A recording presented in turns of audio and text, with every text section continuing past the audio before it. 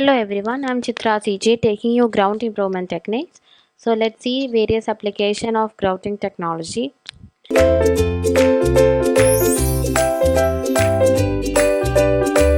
First, applications. The major applications include it controls the seepage through the foundation, it strengthens the soil foundation, vibration control for the machines and slab jacking. Seepage control. Grouting can be effectively used to control the seepage of water through the foundation soil. Based on the degree of fracturing in the rock, blanket grouting can be used for shallow depth and grout curtain for the deeper depth. And the grout curtain acts as a cut-off wall which can be constructed as the extension of the core wall. In constructing the tunnels beneath the groundwater table, this grouting can be used to prevent the flow of water through the pervious soil, and the water can erode off the fine soil particle and cause subsidence and piping collapse if the water passes through this foundation soil.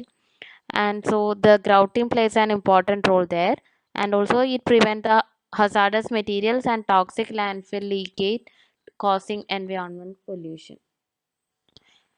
And the grouting can be used to solidify the soil and used for its stabilization also, and it can be used to stabilize the soil under heavy structures, under tunnels and mine construction.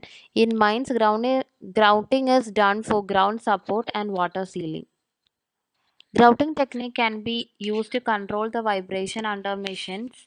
The excessive vibration occur when the machine operates and the operational frequency of the machine and the natural frequency of the foundation soil resonates. And the grouting is an effective corrective technique to avoid this resonance.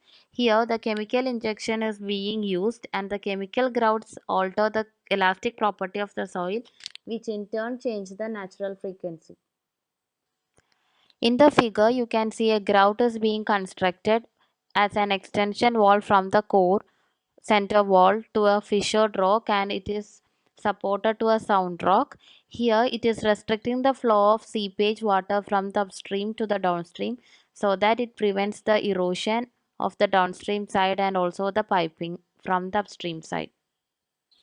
In the figure you can see additional jet grout was applied when the earlier cutoff was not enough to control the seepage. Next is grout pattern typically used in fractured rock where upper surface is highly fractured. Here you can see again a deep grout curtain is used, and for a shallow depth we are using a blanket grouting. For a tunnel construction, the soil of the crown area is stabilized using a grouted area over the tunnel. The figure explains the purpose of grouting. Here in this figure you can see a structure is constructed over a loose stratum.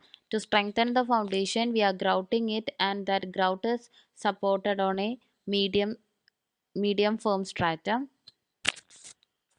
In the figure you can see there was a loose sand medium in between the dense soil. So to strengthen that foundation we are densifying that loose sand using the grout material. Here compaction grouting is used to densify the soil and a grout bulbs are formed. In the figure you can see a floor slab, and the base soil was separated from the floor slab, and to give that support the slab jacking can be done through grouting. We can use the grouting technique to densify the soil over the tunnel. Here you can see the compaction can be done using a bulb grouting, that is compaction grouting. And here on the figure the dotted line shows the settlement without the grouting, so that settlement can be avoided once after this compaction.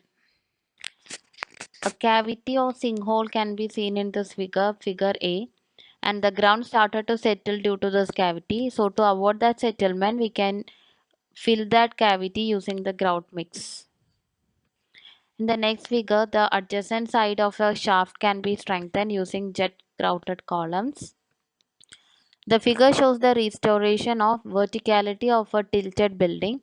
The basement was tilted, and the grout gives a support to that building so that it can be corrected.